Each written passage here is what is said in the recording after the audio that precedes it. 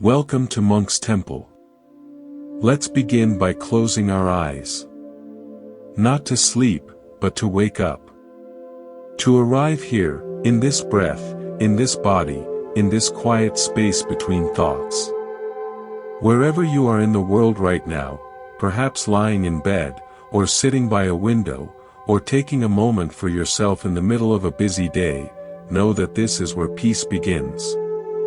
Not out there, where everything is shifting and uncertain, but right here, in the awareness that holds it all.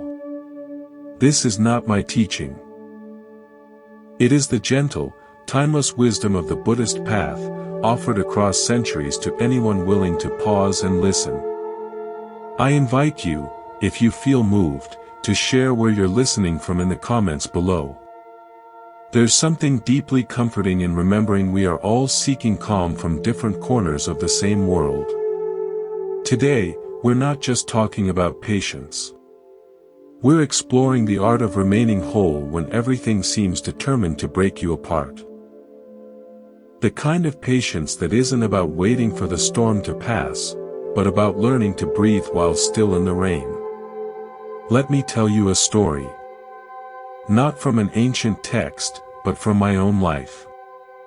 Years ago, I found myself in a small airport, stranded overnight due to a storm. The flights were cancelled, the floors were crowded, and the air was thick with frustration.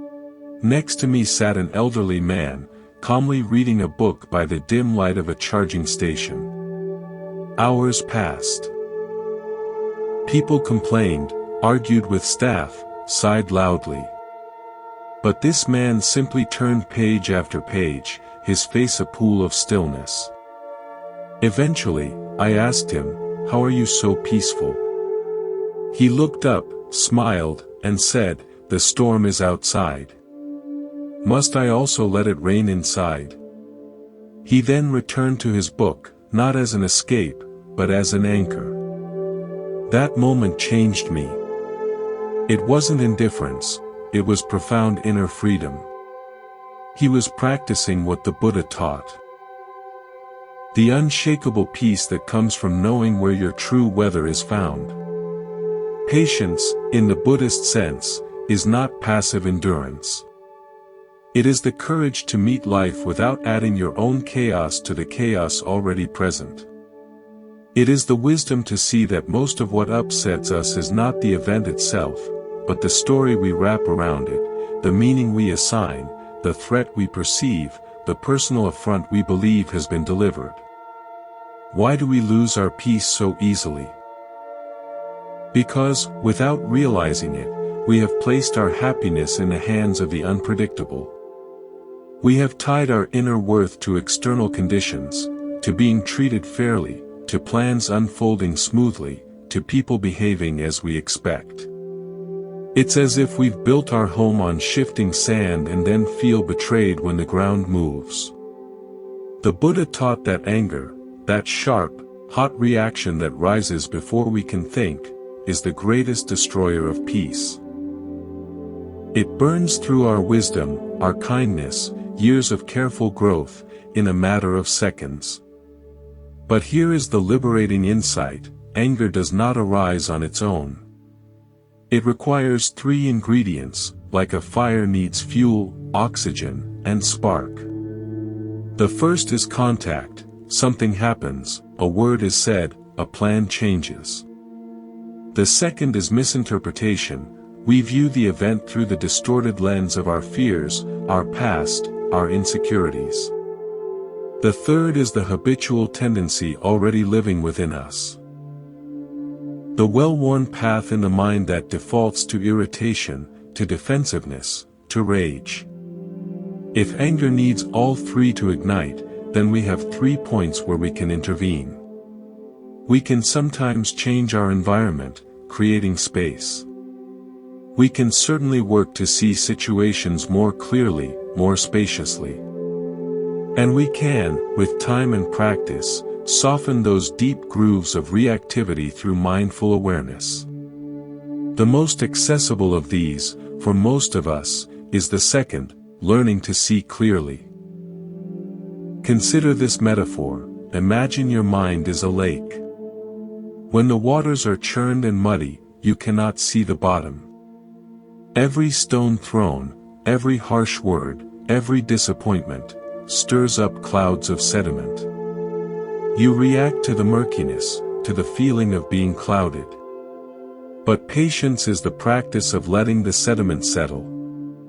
It is not about stopping the stones from being thrown. It is about cultivating a depth of clarity so that, even when the surface is disturbed, the depths remain still, and you can see the stone for what it is, just a stone, not a catastrophe. The teachings identify what are called the four worldly winds: pleasure and pain, gain and loss, praise and blame, fame and disrepute. We spend our lives chasing the first of each pair and fleeing the second. Our happiness becomes a pendulum, swinging wildly with every changing breeze. Patience is the discovery of the still point at the center, the realization that your worth, your peace, your essence is not contingent on which wind is blowing. I remember a student once told me of her grandmother, a woman who had lived through war, displacement, and profound loss. Her home was simple, her life quiet. When asked about her resilience, she would say, "I tend my inner garden. Outside, there may be drought or flood. But inside, I choose what to water." She wasn't ignoring the world's pain, she was refusing to let it determine the climate of her soul. This is the heart of Buddhist practice, tending your inner garden. This week, I invite you to a simple experiment. Choose one recurring irritation, maybe the traffic, a colleague's habit, the noise from a neighbor. Each time it arises, pause for just one full breath. In that breath, ask yourself, what story am I telling about this? What am I making it mean about me, my worth, my day? Then see if you can let the story soften, even just a little. Meet the raw event, the simple fact, without the added commentary. Notice what happens. You are not changing the world in that moment. You are changing your relationship to it. You are practicing the patience of clear seeing. If this journey resonates with you, consider subscribing. It is a way to support this sanctuary of calm, and to remind yourself to return to these practices. Your subscription helps this work continue, reaching more seekers like you. Now, let's take a moment to settle. Feel the weight of your body wherever it is supported. Notice the natural rhythm of your breath. In this pause, we plant the seed of patience, the choice to be present, just as we are. When you're ready, we will continue. Let's settle once more into this shared space of listening. If you're comfortable, allow your eyes to soften, or close them gently. Feel the gentle rise and fall of your chest. In this quiet, we continue our exploration, not of patience as the world often defines it, but as a deep, unshakable intimacy with what is. Buddhism teaches that our greatest suffering comes not from pain itself, but from our resistance to it. We believe, somewhere deep down, that life should be comfortable, that people should be kind, that plans should unfold like a well-written story. When reality disagrees, we feel betrayed. We argue with what is. And in that argument, we lose our peace. But what if the very things that test us are not interruptions to our path, but the path itself? Let me share a story. Some years ago, I visited a potter's workshop in the mountains. I watched as she centered a lump of clay on the wheel. With skilled hands, she began to shape it. But as it rose, it wobbled. It leaned. It threatened to collapse. I expected her to stop, to crush it back into a ball and start over. Instead, she did something remarkable. She simply wet her hands, slowed the wheel, and applied the gentlest pressure exactly where the clay was weakest. She didn't fight the imbalance. She worked with it. And from that seeming flaw, the vase took on a unique, beautiful curve, a shape that could never have been planned, only discovered through acceptance. The potter told me, the clay teaches you where it wants to go. Your job is not to force, but to follow. This is the essence of patience. To stop forcing life into our predetermined molds and to learn instead to follow the truth of the moment with steady, compassionate hands. In the Buddhist teachings, this is often called right view. It is the willingness to see things as they are, free from the filters of our desires and fears. Our mind is a master storyteller, and it narrates our experience in real time. This is bad. This is unfair. This shouldn't be happening. Patience begins when we learn to mute that narrator, even for a moment, and meet the raw sensation, the bare fact, without the layer of judgment. Consider the metaphor of the mirror. A clean mirror reflects exactly what is before it, a face, a flower, a stormy sky. It does not judge the image. It does not cling to the beautiful reflection or reject the ugly one. It simply reflects. Our minds can learn to be like that mirror. When anger arises, we can learn to see it as a passing weather pattern in the body and mind, a tightening in the chest, a heat in the face, a cascade of thoughts. We don't have to become the storm. We can be the sky that holds it. This is not resignation. It is the foundation of true freedom. Because when you are no longer fighting the reality of this moment, you have all your energy available to respond to it wisely. You can set a boundary, speak a truth, or walk away. Not from a place of reactive anger, but from a place of clear-seeing compassion. I think of a friend who cared for his father through a long, difficult illness. There were moments of frustration, exhaustion, and grief. One day, as he was struggling to help his father eat, he spilled soup everywhere. In that moment, instead of the usual wave of frustration, he paused. He looked at his father's face, saw not a burden but a human being struggling with dignity, and something broke open inside him. He started to laugh, a soft, tired, compassionate laugh. His father, after a moment, smiled too. The mess was still there. The difficulty remained. But the war with the moment had ended. That was patience.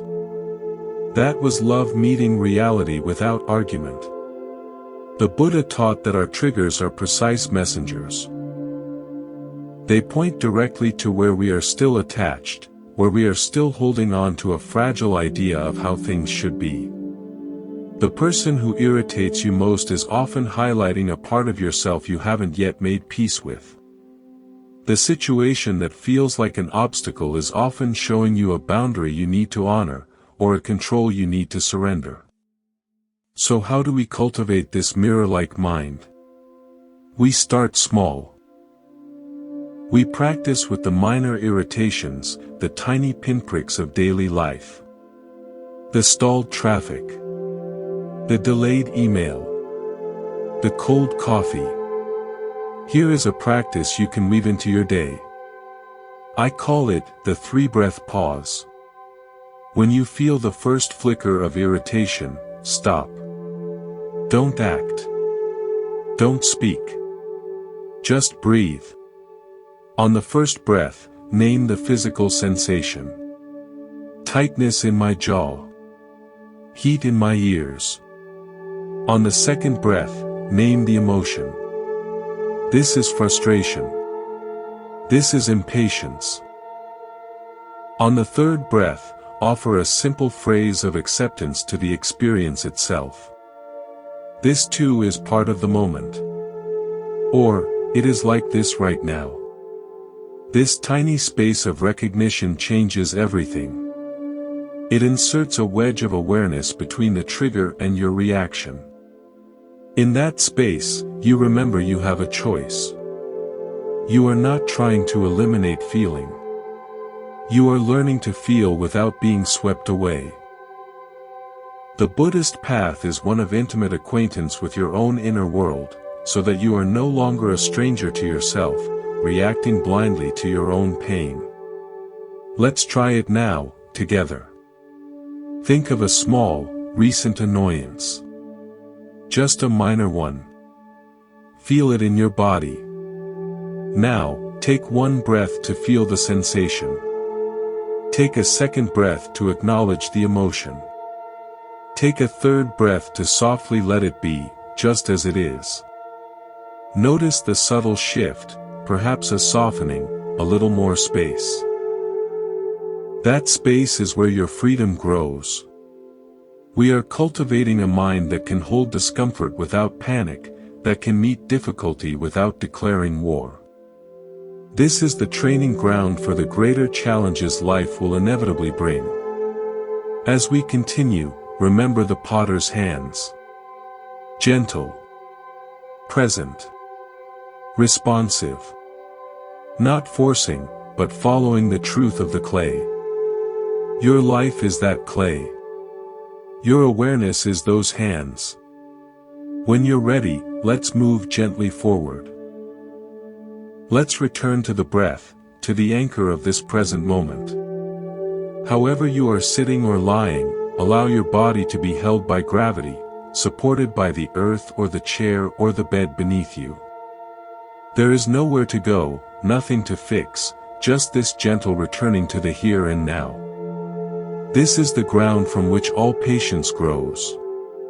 In the last part, we spoke of meeting life as a potter meets clay, with responsive, gentle hands. Now, let's explore what it is we're actually holding. What is the substance of our suffering? Buddhism points to a profound truth: we suffer because we cling. We cling to people, to outcomes, to ideas of ourselves, to comfort, to certainty. And the tighter we cling, the more we fear the inevitable moment when life pries our fingers open. But what if we understood clinging not as a moral failure, but as a natural, misguided search for safety? We cling because somewhere, we believe that this thing, this person, this condition, will finally make us secure, will finally make us enough. Patience, then, is not just waiting. It is the courageous act of loosening our grip, finger by finger, and discovering that what we truly are cannot be lost. Let me offer a new metaphor. Imagine you are standing in a river, holding tightly to a large, beautiful branch as the current flows past. You believe this branch is keeping you safe, keeping you from being swept away. You hold on with all your might. Your arms ache. Your mind is filled with fear of losing it. This is clinging. Now imagine, in a moment of exhaustion or insight, you simply let go. The branch floats away. And you discover something astonishing: the water is only waist deep. You were never in danger of being swept away. You can stand on your own 2 feet. The current is still there, life is still moving, but you are stable, rooted in the riverbed of your own being. Patience is that moment of letting go, and discovering the ground beneath the current. This is not a metaphor I read in a book. It came to me during a difficult period of transition, when I was clinging to a job, an identity, a way of life that was no longer nourishing me but felt terrifying to release. I was that person in the river, arms burning. Letting go felt like surrender to failure. But when I finally did, not with a grand gesture, but with a quiet, internal release, the relief was immediate. The fear of drowning was an illusion. The ground was there all along. The Buddha called this ground Dhamma, the way things are, the natural law. He taught that peace is found in alignment with this law, not in resistance to it. One of the most direct expressions of this law is anicca, impermanence. Everything that arises, passes away. Everything. Our joys, our sorrows, our youth, our circumstances, our very thoughts. We know this intellectually, but our hearts live in quiet rebellion against it. We want the beautiful moments to last, the painful ones to end quickly, and we are constantly shocked when life does not comply. The practice of patience is, in large part, the practice of making friends with impermanence. It is learning to appreciate the flower precisely because it will wilt, to cherish the conversation because it will end, to love the person knowing that change is the only promise life keeps. I will tell you an original story, one from my own teacher's life. He grew up near an old, sprawling cherry tree that blossomed spectacularly for just 1 week each spring. As a boy, he would feel a pang of sadness as the first pink petals began to fall. One year, an elderly neighbor saw him sitting beneath the tree, looking dejected. She sat beside him and said, "You are missing the beauty because you are already mourning its end. The tree is not teaching you about loss. It is teaching you about presence. Each petal that falls makes the one still on the branch more precious, more alive. Don't let your heart be a cemetery for moments that are still breathing." That week, he learned to watch the blossoms with a heart full of wonder, not worry. He learned to love the falling as part of the flowering. This is the patience we are cultivating, the capacity to be fully present with what is, precisely because it will not last. It turns our attention from grasping at the future or clinging to the past, and plants us firmly in the fertile ground of the now. So how do we practice this when we are in the grip of wanting something to stay or longing for something to go? We use the tool of recognition. When you find yourself anxiously clinging to an outcome, whether it's a desire for a promotion or a hope that a pain will end, pause. Place your hand gently on your heart. And say silently, "This is the wish for things to be different. This is the tension of clinging." Just name it. Don't judge it. This simple act of recognition is like shining a light into a dark room. The clinging may not vanish, but it is no longer operating in secret. It is seen. And what is seen with compassion begins to loosen its hold. We are learning to stand in the river of life, to feel the current of change, and to trust the ground of our own aware presence beneath it all. This trust is the essence of patience. It is not blind faith. It is a confidence built moment by moment, as you release a branch and find yourself still standing. Let's practice this trust now. For the next minute, simply notice the flow of your breath. Don't try to keep it. Don't try to change it. Just watch it come and go, like waves on a shore. Each breath arises, lingers, and passes away. You are the shore, witnessing the endless, gentle rhythm of change. Rest as that shore.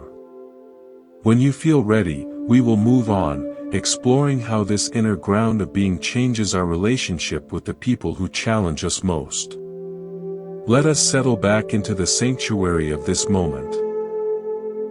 Feel the air on your skin, the quiet hum of existence, the gentle rhythm of your own heart. In this space, we turn our attention outward, to the people who share this world with us, and specifically, to those who seem to test our peace the most. This is where patience moves from a private meditation to a living art. Buddhist wisdom offers a perspective that can utterly transform our relationships. People are not giving us a hard time. They are having a hard time. The colleague who snaps, the stranger who is rude, the loved one who is critical, these are not master strategists of annoyance. They are human beings, drowning in their own river of confusion, and we are simply close enough to get splashed. Let me tell you a story about my neighbor, Anna. For years, I found her difficult. She would complain about the slightest noise, her gaze was often stern, and her interactions felt cold. I built a story about her. She was just a bitter, difficult person. My patience was a thin veneer over simmering irritation. Then, one winter afternoon, I saw her sitting alone on her porch, looking not stern, but profoundly sad. On an impulse, I made 2 cups of tea and brought one over. We sat in silence for a while. Finally, she spoke. Her husband had passed away 2 years prior in that very house. The silence, she said, was now her enemy. Every stray noise wasn't an annoyance, it was a sharp reminder of the emptiness where his voice used to be. She wasn't trying to make my life difficult. She was trying, in a clumsy, painful way, to manage a grief that had reshaped her world. My entire story about her collapsed in an instant. In its place was compassion. My patience was no longer an effort, it was a natural response to seeing her suffering clearly. This is the radical reframing at the heart of Buddhist practice, seeing the actor behind the action. The Buddha taught that understanding the causes of another's behavior is the beginning of limitless compassion. When someone acts harshly, they are often speaking from a place of their own unhealed pain, fear, or ignorance. This doesn't excuse harmful behavior, we still need boundaries. But it frees us from taking it as a personal attack. We are no longer the central character in their drama. We are a witness to it. Consider this metaphor.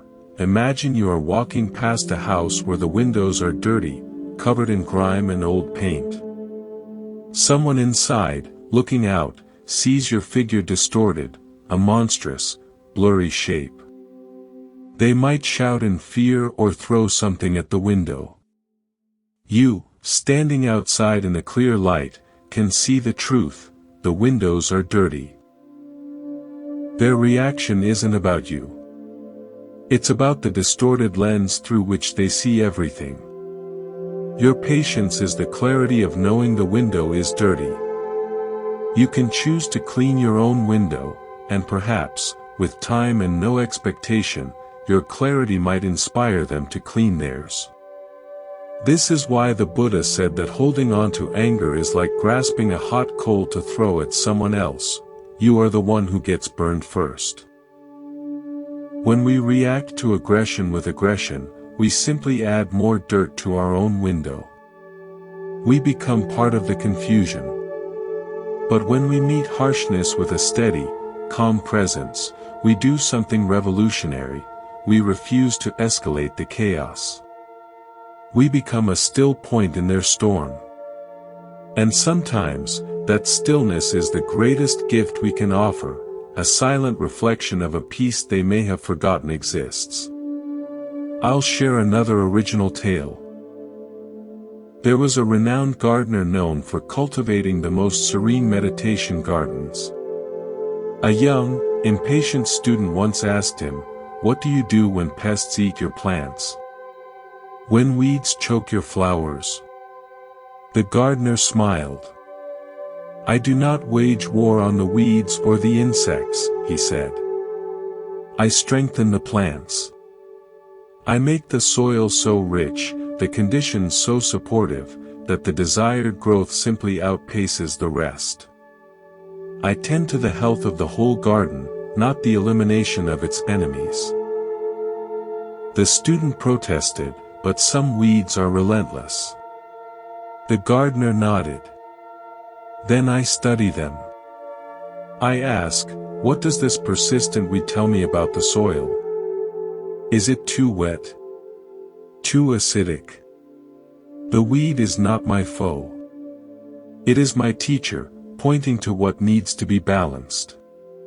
The people who irritate us are like those persistent weeds. They are pointing to something in the soil of our own minds, an imbalance, a tender spot, an unmet need for control or validation. They are our most direct, if uncomfortable, teachers. So, what is the practical path? It begins with a pause. The next time someone triggers you, before the story of, how dare they, takes over, insert a single, silent question. What pain might this be coming from? You don't need to know the answer. Just asking the question widens the lens. It moves you from being the victim of an attack to being an observer of human suffering. This tiny shift is the seed of boundless patience. This week, I invite you to a practice. Choose one person, not the most difficult one, but a mildly irritating presence in your life. Each time you think of them or interact with them, mentally offer them this simple wish: may you be free from suffering. Do this whether you feel like it or not. Don't expect them to change. Just notice what happens in your heart. Does the tightness soften? Does the irritation feel less personal? This is the practice of metta, loving kindness. It is the intentional cultivation of a friendly heart, and it is the ultimate protection against the poison of resentment. Let's try it together now. Bring to mind that person. See their face. Feel your habitual reaction. Now, gently, beneath that reaction, offer the silent phrase, may you be free from suffering. Repeat it 3 times, like dropping pebbles into a pond. Notice the ripples in your own being. This is not weakness. It is the greatest strength. The strength to remain whole and compassionate in a fragmented world. By watering the seeds of patience and understanding in ourselves, we become a sanctuary, not just for our own hearts, but for all who cross our path. When you are ready, let's continue to the next part of our journey, where we look at the patience required for our own inner growth.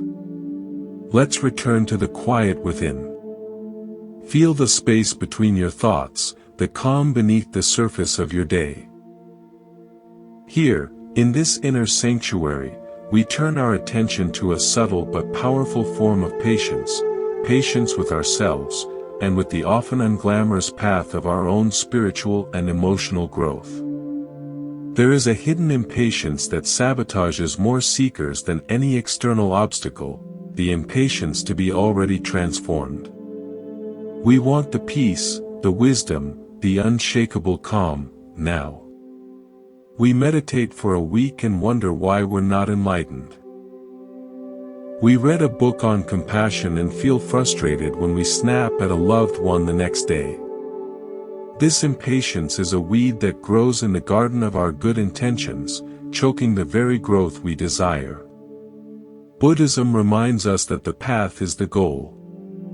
The unfolding is the flowering. There is no destination called perfected person to reach.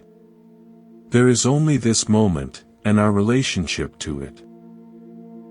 Patience with the path means falling in love with the process of becoming, not just the imagined outcome. I'd like to share a personal story. When I first began to meditate, I had a specific image in mind. I would sit in perfect lotus posture, my mind would become instantly still and luminous, and I would be filled with transcendent insights. The reality was anything but. My back ached. My mind was a chaotic marketplace of thoughts, worries, and to-do lists. I spent most of my meditation time arguing with myself about my failure to meditate properly. I was about to give up, declaring myself spiritually inept. Then, a teacher said to me, You are like a person standing in a bakery, staring at the finished loaf of bread, and feeling like a failure because you are holding flour, water, and yeast. You are in the mixing stage. You must be patient with the dough. It must rest. It must rise. It must be kneaded again. You cannot rush the yeast. That metaphor changed everything. I was not failing. I was in the necessary, messy, foundational stage of mixing my ingredients.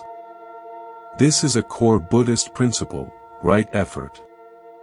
It is not about straining or forcing, but about cultivating and sustaining. It is the effort of the gardener, not the effort of the soldier.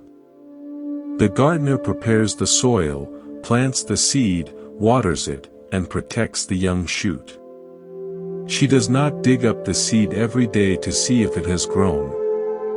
She trusts the process. She has patience with the seed's own timeline. Consider this original metaphor: your mind is a deep, clear mountain lake. For decades, the waters have been stirred up by the winds of habit, reaction, and story. You cannot calm the surface by slapping at the water. That only creates more waves. Patience is sitting quietly on the shore, letting the wind settle on its own, letting the sediment of your agitation slowly sink, through gravity and time, back to the bottom. The clarity is already there, beneath the turbulence. Your work is not to create the clarity, but to stop disturbing the water. This requires a patience that can feel like doing nothing, but is in fact the most potent form of doing. I recall a student who came to me in despair.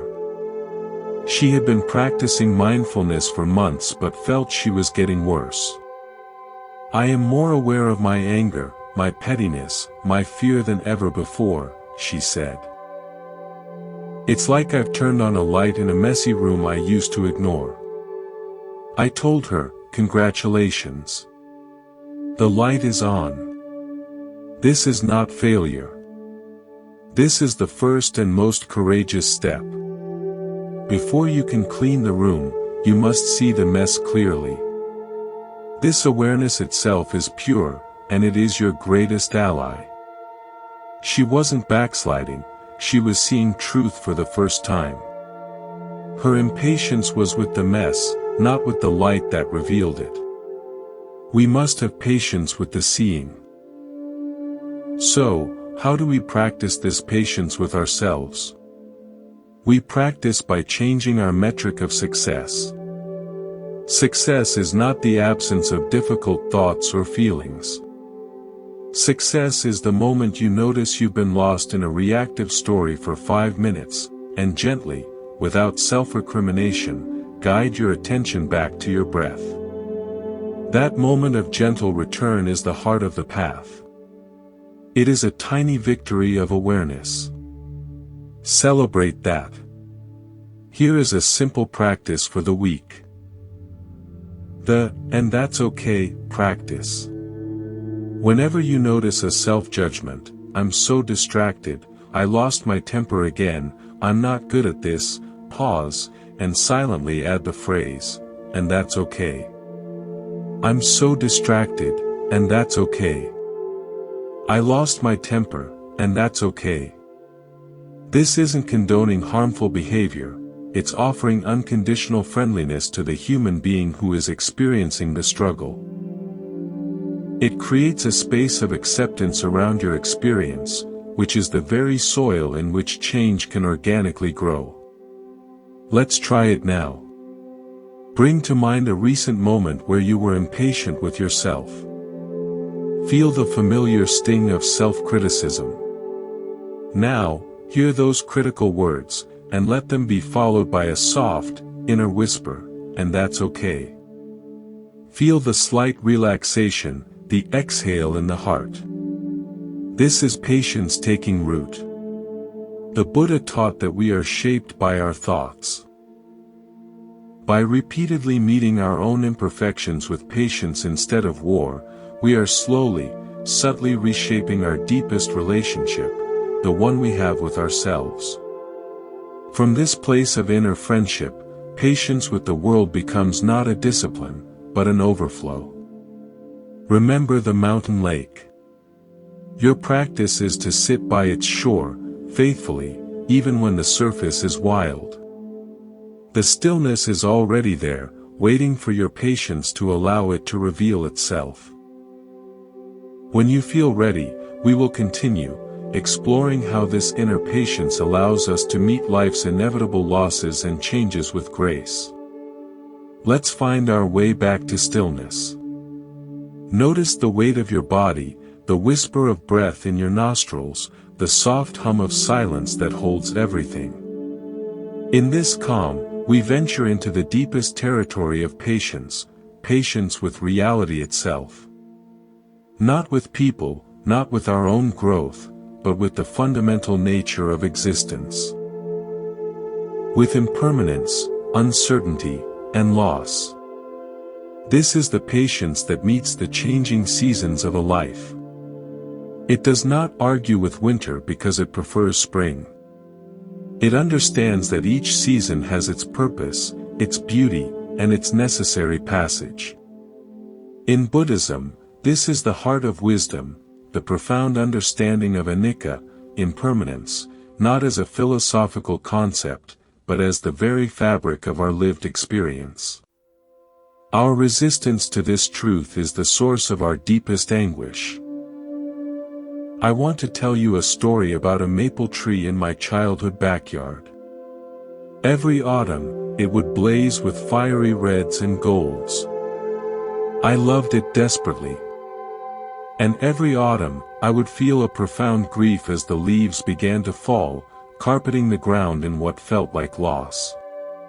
One year, my grandfather, who had lived through wars and migrations, sat with me under that bare tree.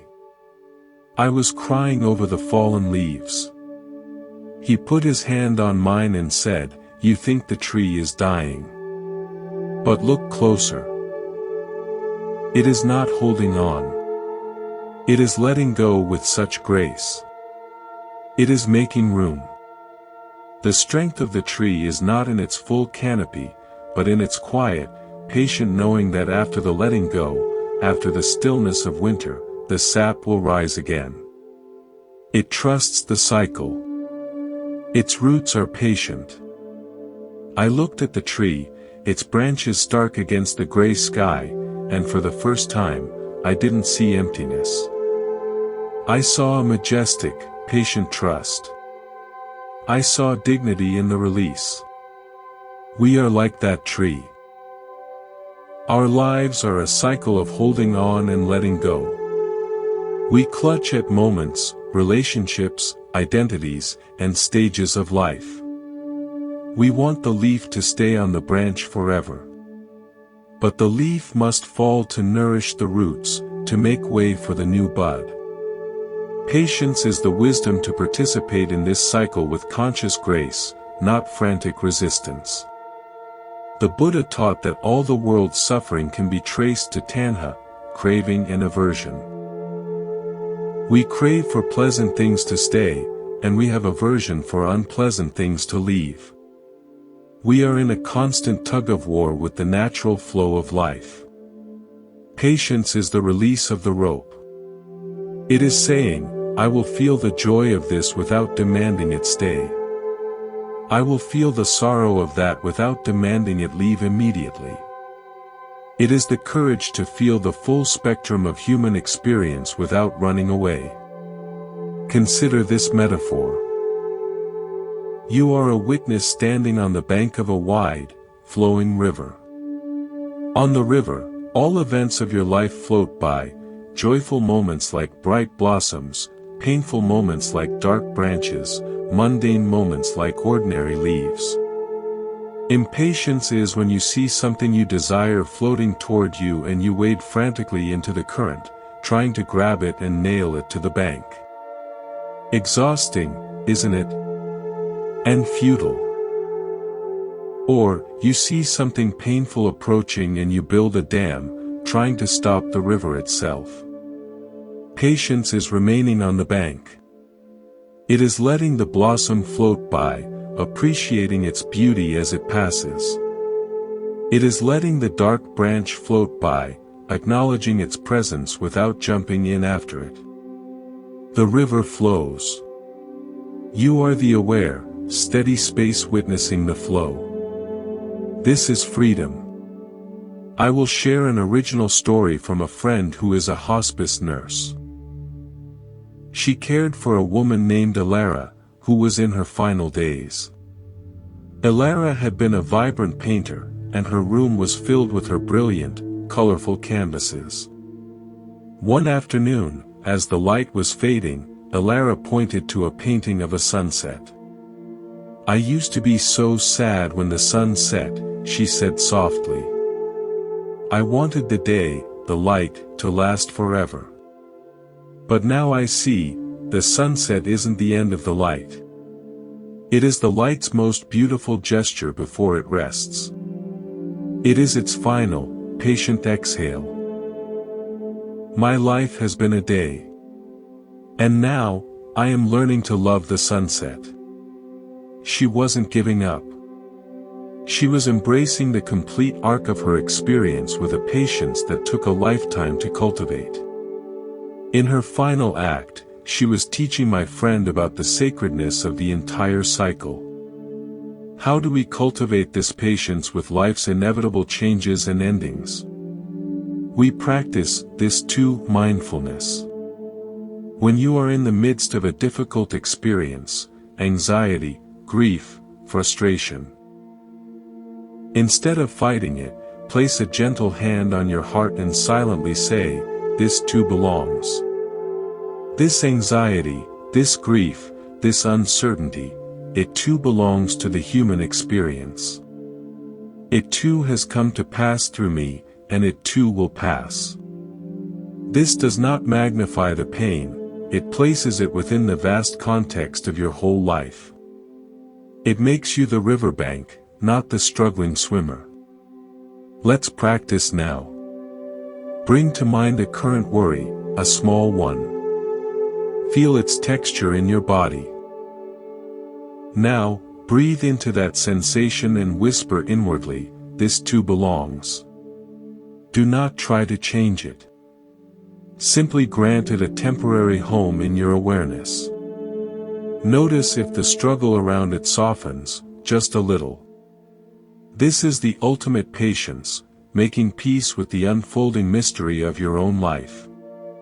It is trusting that even in loss, there is a hidden germination. Even in winter, the roots are gathering strength. You are learning to be like the tree. Rooted, patient, and intimately acquainted with every season of your being.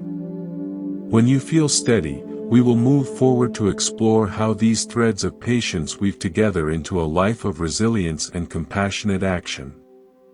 Let's settle once more into the quiet harbor of the present.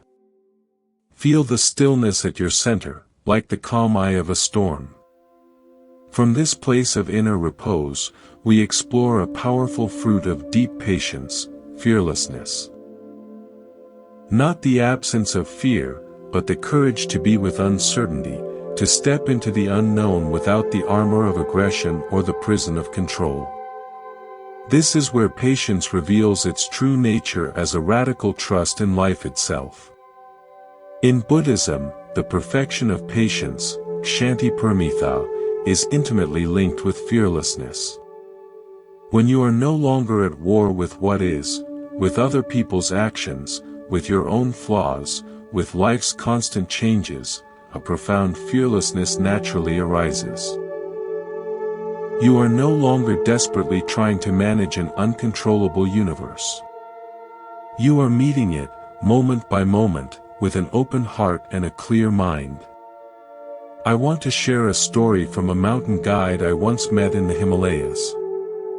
He led climbers through treacherous, unpredictable passes. I asked him if he was ever afraid. He smiled and said, the mountain is not my enemy. The weather is not my enemy. My only enemy is my own mind's hurry.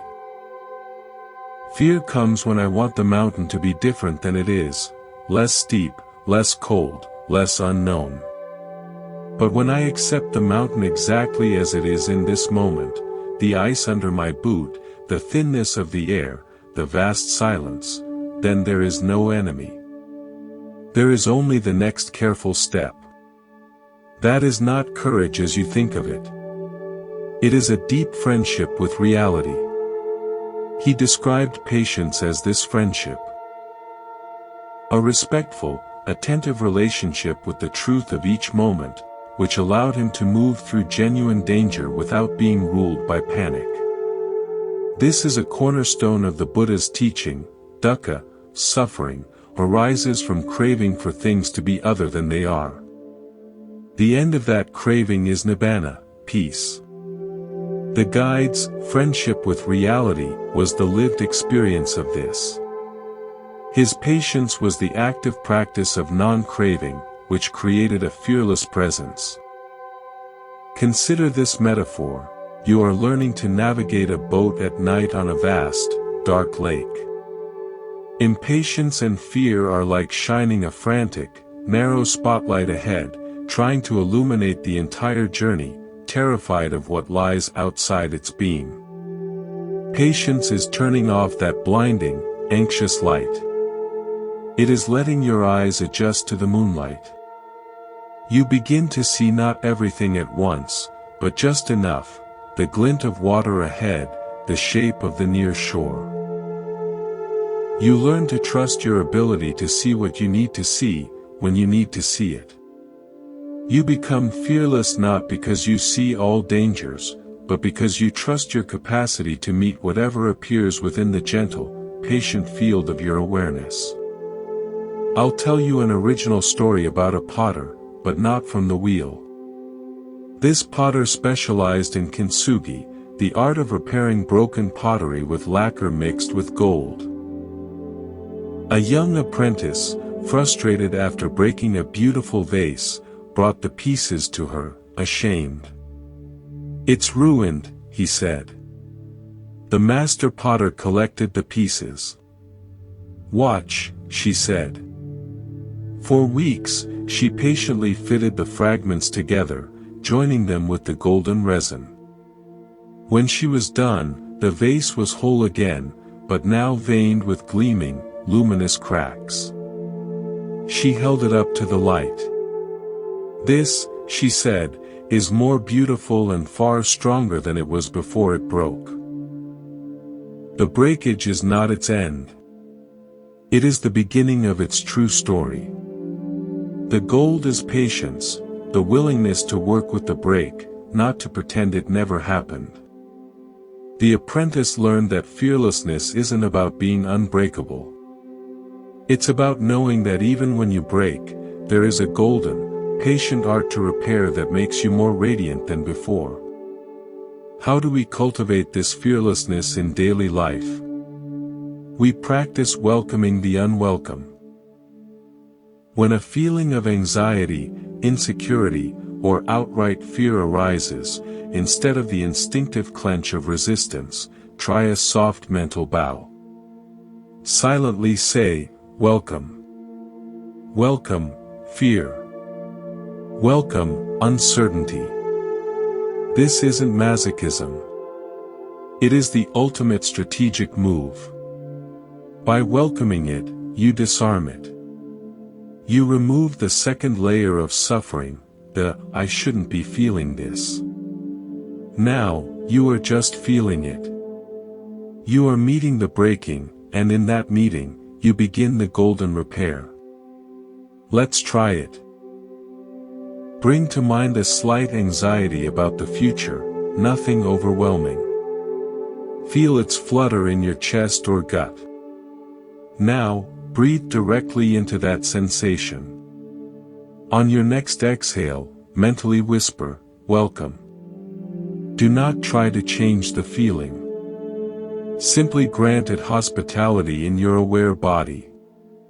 Notice what happens. Often, the energy of the fear softens, diffuses, because it is no longer being fought.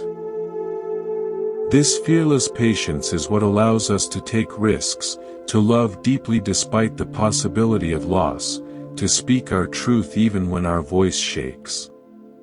It is the gold that mends our breaks and makes us vessels that can hold more light. You are the night sailor, trusting your moon-adjusted eyes. You are the broken vase, becoming more beautiful through the patient, golden art of repair.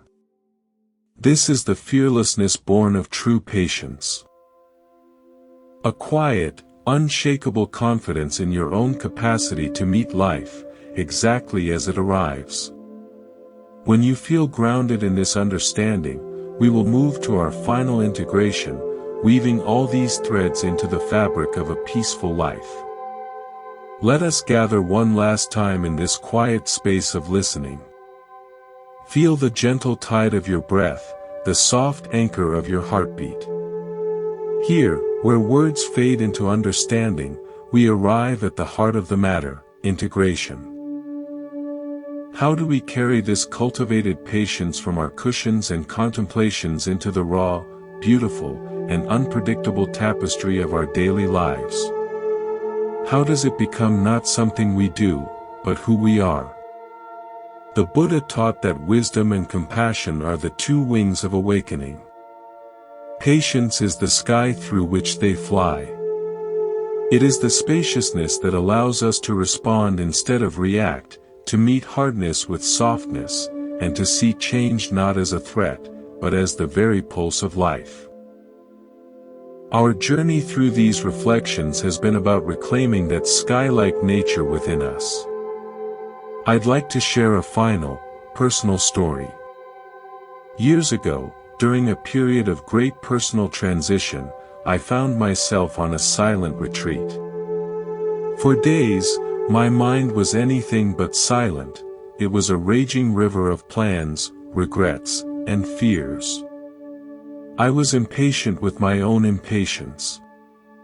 Near the end of the retreat, the teacher took us on a walking meditation through an old-growth forest. We walked in silence for an hour, our footsteps slow on the damp earth. Eventually, we stopped before a colossal cedar tree, its trunk wider than 3 people, its branches lost in the mist above. The teacher simply said, "Touch the bark." I placed my palm against it. It was cool, rough, deeply furrowed, and utterly still. I stood there for a long time, my hand on that ancient, patient presence. And in that contact, something in me settled. The tree wasn't trying to be patient. It was patience itself, grown from decades of sun and storm, rooted in the dark, nourishing earth. It wasn't waiting for anything. It was fully, completely, being a tree. In that moment, I understood, patience is not a waiting for. It is a deep, abiding being with. It is the quality of presence that grows when we stop struggling against our own roots and our own seasons. This is the integration, to become like that tree. To let your life grow from the ground of conscious presence. Your roots are your mindful attention to the present moment. Your trunk is your unwavering ethical integrity, how you choose to act in the world. Your branches are your compassionate reach toward others. And your leaves, constantly growing and falling, are your thoughts and emotions, beautiful, temporary, and not the essence of who you are. Let's introduce one last metaphor for the road ahead. Imagine your life as a journey through a vast and varied landscape. You will walk through sunlit meadows and dark forests, across rushing streams and arid deserts. Impatience is like trying to run through the forest to get to the meadow, or cursing the desert because you prefer the stream. You miss the unique beauty, the necessary lessons, of where you actually are. Patience is the decision to walk. To feel the cool moss of the forest floor, to taste the dry air of the desert, to let each landscape imprint itself upon your soul. It is trusting that the path itself is wise, and that every step, in every terrain, is bringing you home to yourself. So, what does this look like on an ordinary Tuesday? It looks like the pause before you speak in anger. It looks like the soft sigh of acceptance when plans change. It looks like the gentle hand on your own heart when you've made a mistake. It looks like seeing the stressed cashier not as an obstacle to your hurry, but as a fellow human having a hard day. It is these microscopic moments of choice that, woven together, create a life of profound resilience and peace. Your practice, should you choose to continue it, is beautifully simple, the pause of return. Throughout your day, let any trigger, frustration, joy, anxiety, boredom, be a bell of mindfulness. When you hear it, pause. Return to one breath. Return to the sensation of your feet on the ground. Return to the silent question, what is true right now? In that return, you touch the timeless patience of the cedar tree. You remember your sky nature. This is not about achieving a state of constant calm. It is about cultivating a constant friendliness toward your experience, whatever it may be. The Buddhist path is one of radical inclusivity, welcoming all parts of the human journey with a heart that has learned to hold it all. As we prepare to close, let's take 3 breaths together, weaving our shared intention into the fabric of this moment.